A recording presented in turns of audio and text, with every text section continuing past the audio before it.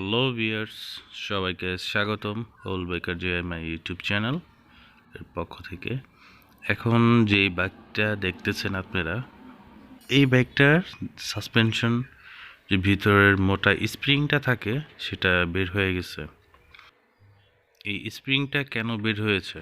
কারণ হচ্ছে গিয়ে যারা গ্যারেজের মধ্যে কাজ করান, মেন থাকে একজন যে কাজ করে সব কিছু, আর তাদের ছেলেপেলেরা বা আরও 3-4-5 জন এরকম করে ছেলেদেরকে শেখানো হয়, ওরা কাজ করে সার্ভিসিং করে। তো এই হুন্ডা গাড়িটারও সার্ভিসিং করা হয়েছে অন্য একটা গ্যারেজে উত্তরার দিকে, সেটা আমি নাম বলবো না। তো সব কিছুই ঠিক করেছে উনি। যখন এই মেন কাজগুলা করিয়েছে তখন সেই ওই ছেলেরা করেছিল, যারা কাজ মাত্র শিখতেছে তারা। তো মেন প্রবলেমটা হয়েছে গিয়ে যে কেসিংয়ের এই নাটটা, যেই নাটটা এখন খোলা হচ্ছে, এই নাটটা ঠিকমতো টাইট দেওয়া হয় নাই। এই কারণে উপর থেকে প্যাচ খুলে গিয়ে স্প্রিংটা বের হয়ে গেছে।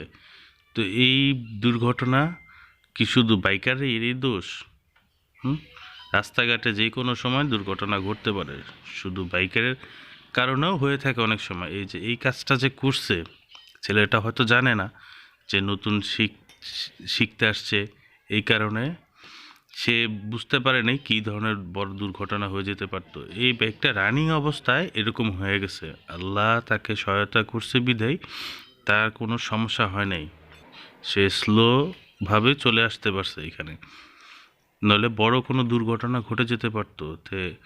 তো এই কারণে আমরা যারা কাজ করাবো গ্যারেজে, যে মেন থাকে একজন, তাকে দিয়ে আমরা সব কিছু করাবো।